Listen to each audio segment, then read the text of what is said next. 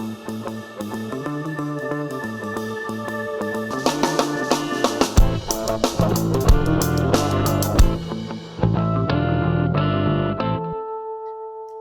everyone, welcome to another episode of the Virtual Ninja Show. My name is Heike Ritter and I will be your host. Before we dive into today's episode, if you want to get one of those stuffed ninja cats, watch this little sizzle video that's coming now. Aren't these cute? Do you also want to get a chance to get one of those giveaways, one of those plush ninja cats? Please check out this URL and I wish all of you good luck. So, and now it's all about ITDR, and that stands for Identity Threat Detection and Response. And I have Or with me, an old friend, not from an age perspective, but for a long time that I'm working together with Or. But Or, please, so welcome on the show and introduce yourself. Thank you, Heike. Happy to be here. Hi, everyone. My name is Or Tsemah. I have a very hard name to pronounce in English. It means plant in Hebrew. My first name means light. I'm a senior product manager in the Defender for Identity team. Been with Microsoft for almost 9 years now, for about 5 of them with this particular team. Happy to be here to talk about this subject. Actually, I think I know you probably for the 9 that you're already with Microsoft. So again, thank you for being my expert on today's show. Let's first talk about what is ITDR, what does it mean, and where is it coming from? Like, it's not that we don't have enough abbreviations already in the world, so we need yet another one. Oh yes, and I suspect it probably won't stop there. ITDR, as you said, it's a fairly new acronym. And if you'll ask 5 people what it means, you'll probably get 6 different answers. And for us, it meaning, again, coming from the Defender suite and looking at the recent cyber attacks and what interesting customers and where the new security paradigms is shifting. We're looking for identities as something that is becoming the number one focus point for security team, and maybe the hardest thing that it is to protect. And so if we had EDR in the past or antivirus before that, and now it's stand as XDR, as everything detection and response, ITDR kind of sits between this world and the identity world, where it is a set of tools and procedures to protect identities, to have faster mean time to resolve the cybersecurity incident and reducing risk overall. So why is it so complicated and challenging to protect identities? Yeah, I think first is that identity is not a technical term. Unlike a device or an account or a credential or a file, identity can mean all sorts of things. It can be either a human user or a machine-driven account. It can be coming from the local user store and devices. It can come from Active Directory or cloud identity provider. And it usually includes a name, a surname, identifiers, and a set of credentials and things that you can do. So I think one of the most interesting aspects of trying to protect identities is the broad definition of identities and the fact that they can come from all different places. So, and then you mentioned before, you had the XDR world and then the identity world. Does it mean it's also different security teams that are looking at protecting and investigating, or is it the same? Yeah. I'm going to do a quick share. Securing identities is what we call a team sport. It is not the sole responsibility of one particular team. As you can see from this slide, and it kind of relates to how Microsoft is aiming or gearing toward defining what ITDR means, is that on the left side, we have what we call the identity provider areas, where the identity admins or the people that are creating the identities need to provide them or secure them out of the box. It is when you create your first password and they tell you if your password is long enough. This is the area where we still need tools that govern and manage identities to provide security controls. And for example, if those security controls detect that you are connecting from a device or a country that you haven't connected before, they can trigger a conditional access policy that may block you or prompt you for additional identification. We call those the identity admin or the IAM side of protecting identities. And on the right side, we have what if something goes wrong part. Where we have our SOC analyst, where they have detection and response capabilities and remediation actions and automation and hunting queries and all the things that security teams need to do in order to better protect those identities. And the fact that identity protection cannot live in one of those teams, it need to be combined together. That is also why there is no one magic fix-it-all solution currently for ITDR. I've seen a lot of solutions that aim toward fixing the identity problem for companies. But the fact is that it is something that need to be thought out throughout the company. And the best solution that I have, and this is also where Microsoft is gearing toward, is the integration between the left side of things, the protection and the configuration and the conditional access and the MFA prompts, between the right side of the analyst and the SOC team. And is this identity compromised? Should we disable it automatically to prevent business intel compromise or ransomware infestation that really generate the most value for customers? Okay, or so you just mentioned in the Microsoft world how we are bringing those teams together. And I would assume this is our Microsoft 365 Defender solution that looks across all the different domains. Yeah.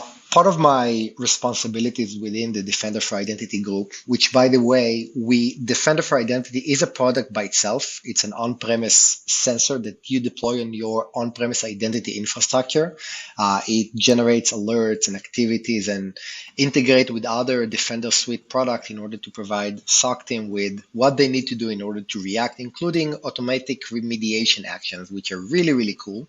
But as I've said before, identity is not the on-premise realm. It is, I like to think of it is our promise for customers in the XDR world is that we will protect your identities wherever they are and not wherever we want them to be. So we are building capabilities to protect first-party identities coming from Active Directory and Azure Active Directory. We are also managing and connecting to your local devices via Defender for Endpoint to get those local users that need to be protected as well. And we are also connecting to third-party identity repositories such as Okta and Ping, and even users coming from Dropbox in order to see that you get everything in a single pane and a single portal, and that our detection and remediation capabilities span across these different identity providers. Where do we start in the portal? Like, you know, the term is identity threat protection and response. So are we starting with the protection? Are we starting somewhere else? I know that you prepared a little demo for us.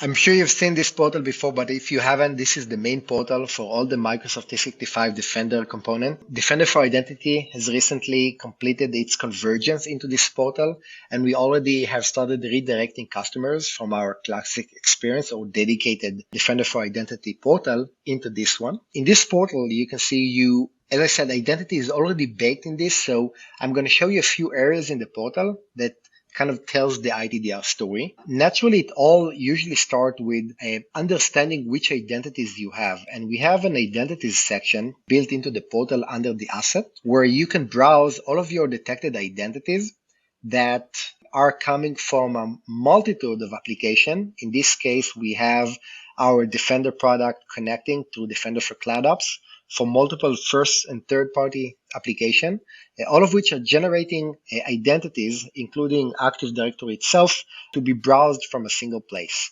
And one of the most interesting things that you can do with this experience is to just show which are the identities that has the higher investigation priority.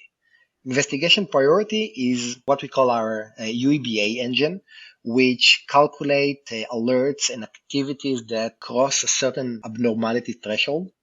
What does it stand for? UEBA stands for User and Entity Behavior Analytics. UEBA is also something that is considered a crucial part of a good ITDR solution. In the Defender suite, we are getting risk analytics both from the identity providers themselves. For example, the risk that is Azure AD is attributing for its detected users. But we also calculate an abnormality score, which we call investigation priority, which helps SecOps team, for example, prioritize which compromised identity from a security incident they would like to investigate first. So the higher the number goes, and again, it is comparable for the rest of your environment. Naturally, we would like to fix everything. But if, for example, we are encountering a brute force alert that is have compromised 10,000 users, we could send a password reset command for all of them.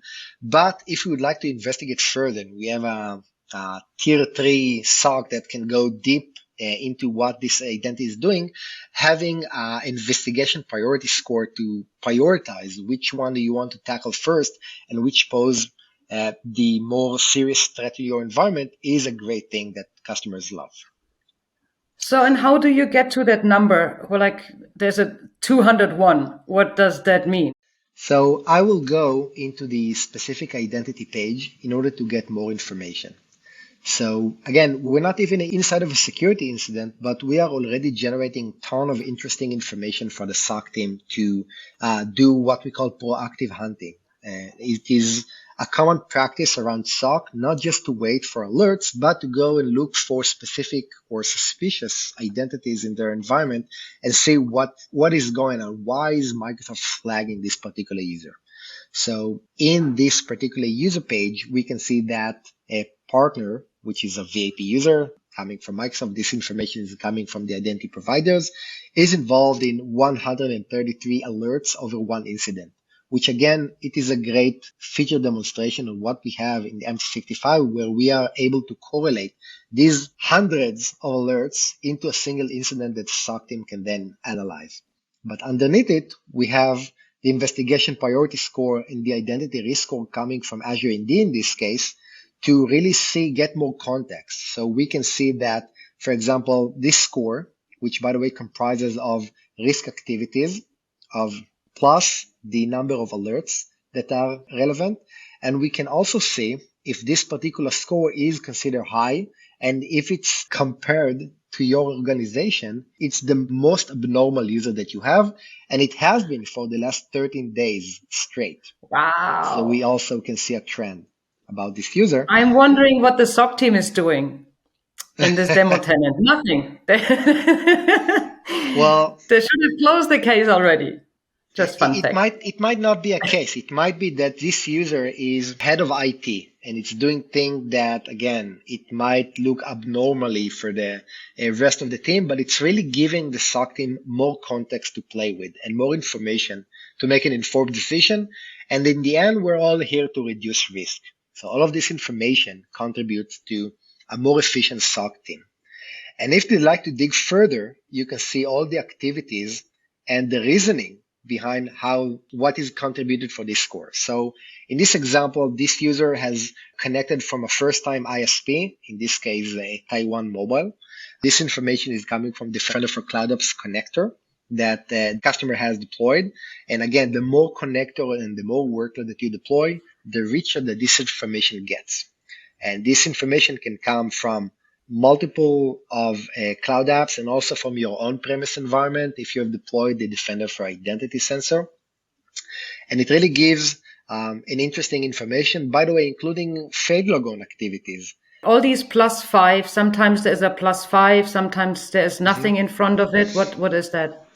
It means that we are also including in this overview timeline critical information such as activities that were not scored due to being they are not abnormal, but they are important to understand what this user is doing. So we are essentially showing the more suspicious activities that this user is performing. Okay, thank you. If we'd like to dig deeper, we have a full identity timeline we can leverage to quickly at a glance understand the behavior of this particular user.